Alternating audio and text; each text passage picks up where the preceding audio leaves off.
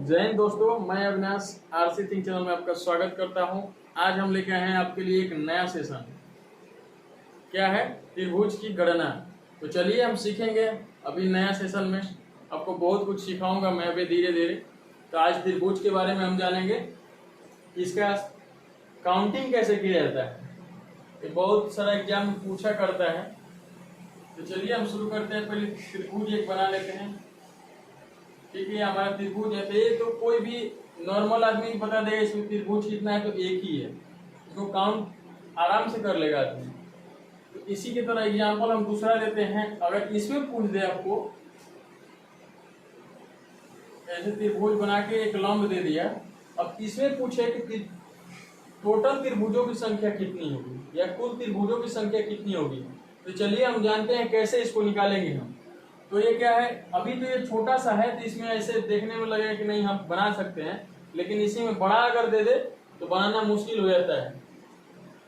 तो चलिए जानते हैं। इसमें अब हम क्या करेंगे, कुछ नहीं करना है हमको, आधार देखना है। इसके नीचे लिखना है ये आधार है, तो इसके ऊपर लिख देना है एक, ये दूसरा आधार है तो इधर लिख देना है 2। अब हमको क्या करना है, जोड़ना है। तो अगर क्वेश्चन में पूछता है कि कुल त्रिभुजों की संख्या क्या है, कुल त्रिभुजों की संख्या कितनी है, तो हम क्या करेंगे, 1 + 2 कर देंगे, जोड़ देंगे तो कितना हो जाएगा 3। यही हमारा आंसर हो गया। कितना आसान है, बहुत आसान है। इसी की तरह हम चलिए तीसरा एग्जांपल लेते हैं। ये हमारा त्रिभुज हो गया, इसमें 2 लंब डाल दिए। ठीक है, अब इसमें काउंटिंग कैसे करेंगे, कितना हमारा त्रिभुज है। तो चलिए जानते हैं कैसे करेंगे। सेम प्रोसेस उसी तरह करना है। इधर एक ये आधार है हमारा, इसके ऊपर लिख देंगे 1, दूसरा आधार के नीचे ऊपर लिख देंगे 2, तीसरा आधार के ऊपर लिख देंगे 3। अब इसमें टोटल त्रिभुजों की संख्या, कुल त्रिभुजों की संख्या कितनी होगी, कुल त्रिभुज की संख्या कितनी होगी, कितना होगा, 1 + 2 + 3 जोड़ देंगे, कितना होगा 6 होगा। 1 + 2 3 होता है, 3 तो +3 कितना होगा 6 होगा। इसी तरह चलते हैं हम चौथा एग्जांपल लेते हैं।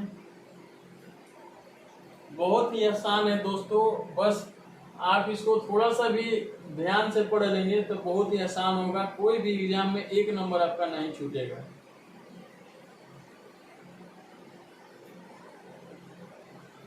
चलिए अब चौथा एग्जांपल लेता हूं मैं।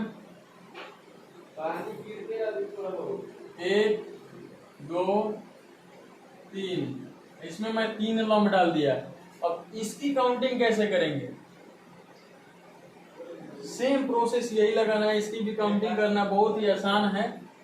तो हम इधर लिखेंगे, इसके नीचे ये आधार है, इसके ऊपर लिख देंगे 1, दूसरा आधार के 2, इसके ऊपर 3, इसके ऊपर 4। और कुल या टोटल कुल त्रिभुजों की संख्या क्या होगी, इसका त्रिभुजों की संख्या क्या होगा, 1 + 2 + 3 + 4 कितना होगा, 1 + 2 3, 3 + 3 6 + 4 कितना होगा 10। इसमें त्रिभुजों की संख्या कितनी होगी, 10 होगी।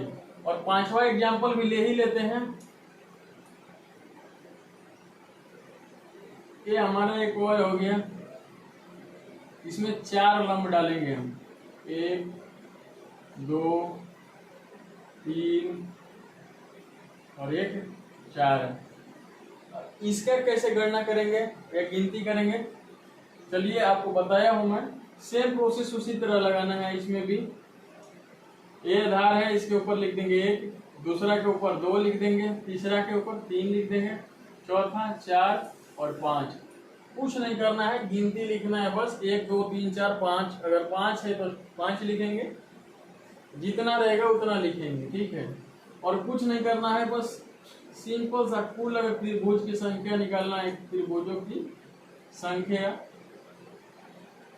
क्या होगा। तो हम ऐसे जोड़ लेते हैं, एक बार बता दिया हूं जोड़ना कैसे है। अब ऐसे जोड़ेंगे हम, 5 4 9 और 3 12, 12 और 3 15। यही हमारा त्रिभुजों की संख्या हो गया दोस्तों। अब देख रहे होंगे बहुत ही आसान है, बहुत ही आसान है। तो तो इस तरह का कोई भी प्रश्न आपके परीक्षा में अगर आता है तो मुझे विश्वास है कि आप इजीली सॉल्व कर सकते हैं। और जानते हैं इसी में दूसरे टाइप का क्वेश्चन के बारे में।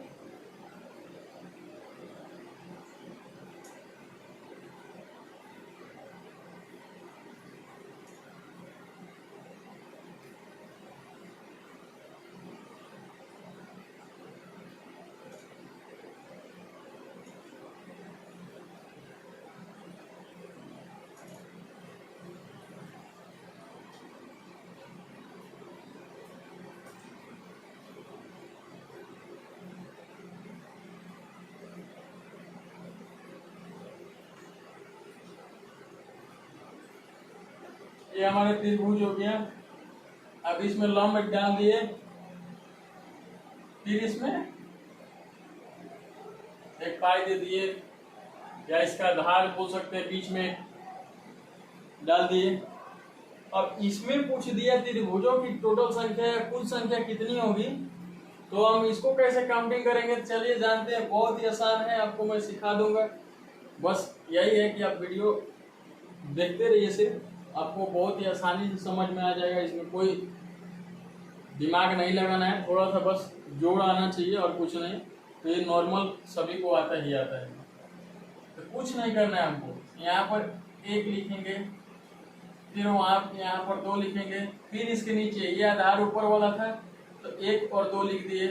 अब नीचे वाले आधार के लिए भी 1 और 2 लिखेंगे, 1 और 2। अब टोटल को जोड़ देंगे। इसमें त्रिभुजों की संख्या कुल कितनी है, कुल त्रिभुजों की संख्या, कुल त्रिभुज की संख्या क्या है,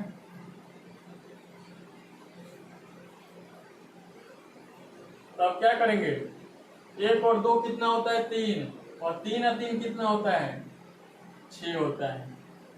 तो है ना बहुत ही आसान, ये बहुत ही आसान है दोस्तों।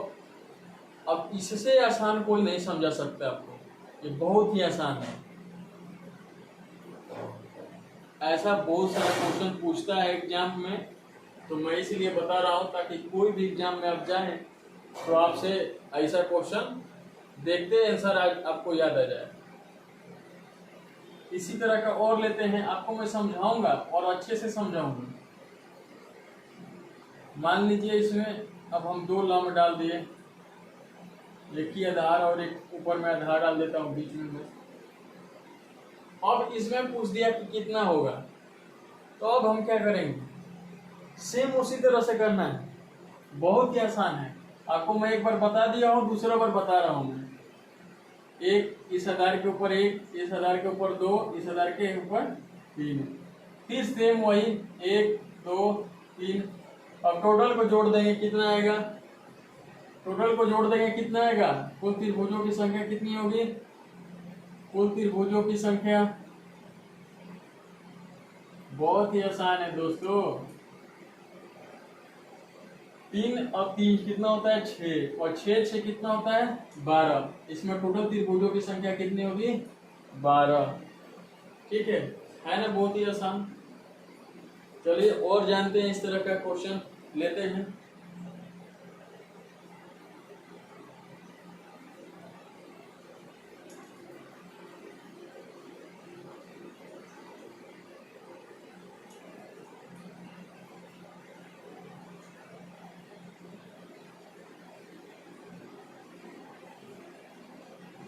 अब इसमें हम लंब 1 डाले, आधार 2 डाल देंगे। ठीक है, अब इसमें पूछ दिया त्रिभुजों की टोटल संख्या कितनी होगी, तो अब क्या करेंगे, कुछ नहीं करना है, सेम प्रोसेस इसमें भी लगाना है। आंख बंद करके एक बार देख लीजिए, समझ लीजिए, उसके बाद कोई भी एग्जाम में जाइए और अपना जो भी है, 1 नंबर का क्वेश्चन है तो 1 नंबर है, 2 नंबर का क्वेश्चन है तो 2 नंबर आपका एकदम कंफर्म सही हो जाएगा, जो मेरिट में भी आपको ला सकता है।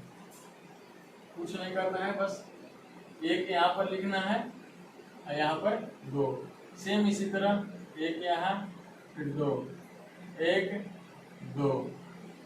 और क्या करना है, इसमें कुल त्रिभुजों की संख्या, कुल त्रिभुज की संख्या पूछेगा, कुल त्रिभुजों की संख्या। अब क्या होगा, उसी तरह जोड़ेंगे, 2 + 1 कितना होगा, 2 + 1 कितना होगा 3, और फिर 3 3 3 3 कितना होगा 3 + 3 + 3 3 दूना का 6 आती चली के 9। इसमें कितना होगा टोटल 9 त्रिभुजों की संख्या होगी। ये हमारा आंसर हो गया। अब इसी तरह हम एक और एग्जांपल ले लेते हैं।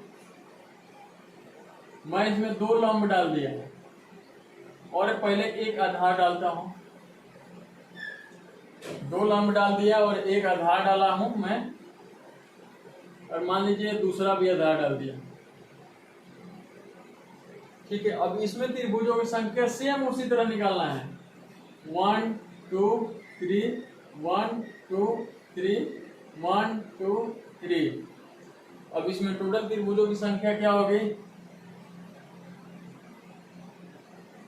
त्रिभुजों की संख्या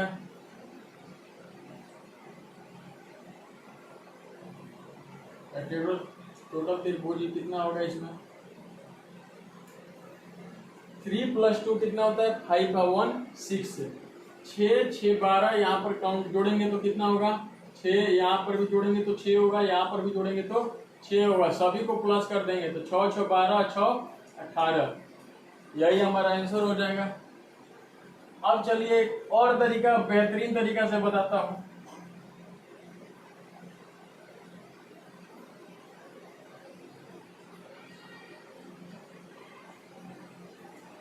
ये मान लीजिए एक लंब दे दिया मैं, एक दूसरा भी लंब दे दिया। अब देखिए थोड़ा सा ट्विस्ट आने वाला है इसमें, तो मैं आपको सिखा रहा हूं, आप देख लीजिए। मैं इसके नीचे सिर्फ एक आधार दिया और दूसरा वाले में 2 पे आधार दे दिया। अब इसमें बताइए कितना त्रिभुजों की संख्या होगी। तो चलिए सीखते हैं। मैं सेम प्रोसेस जो बताया हूं आपको, आधार के ऊपर 1 लिखना है और 2 आधार है तो 2 लिखना है। तब हम क्या लिखेंगे, देखिए यहाँ पर सिंगल आधार, यहाँ पर आधार 1 है तो इसके ऊपर क्या लिखेंगे 1। अब इसके नीचे आएंगे, कितना आधार है 2 आधार है तो 1 और ये 2। ठीक है, अब नीचे आएंगे, उसके भी नीचे आएंगे तो यहाँ 3 आधार है, 1 2 3। अब इसमें कुल दिया है, कुल त्रिभुजों की संख्या कितनी होगी, कुल त्रिभुज की संख्या कितनी होगी। ये बहुत ही आसान है, वो सेम प्रोसेस। यहाँ पर 1 का 1 ही हो जाएगा, यहाँ पर 1 + 2 कितना होगा 3 होगा, और फिर 1 + 2 + 3 कितना होगा 6 होगा, और टोटल जोड़ेंगे 6 + 3 9 1 10। इसमें टोटल त्रिभुजों की संख्या कितनी हो गई 10। हमारे वीडियो को समझ में आ रहा है कि नहीं, कमेंट जरूर करते रहिएगा, ताकि हमको आपसे ये मोटिवेशन मिलता रहे कि नहीं हाँ आपको समझ में आ रही है। तो चलिए इसी की तरह दूसरा भी लेते हैं।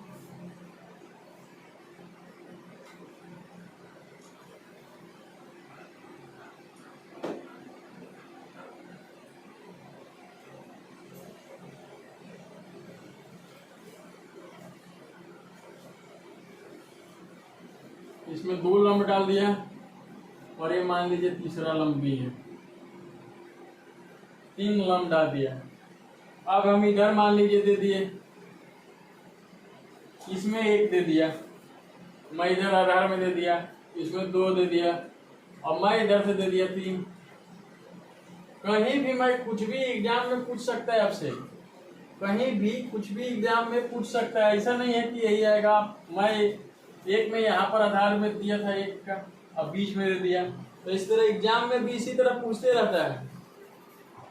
आपको सिर्फ देखना है कि मैं बना कैसे रहा हूँ और सीखना है देख के। ठीक है।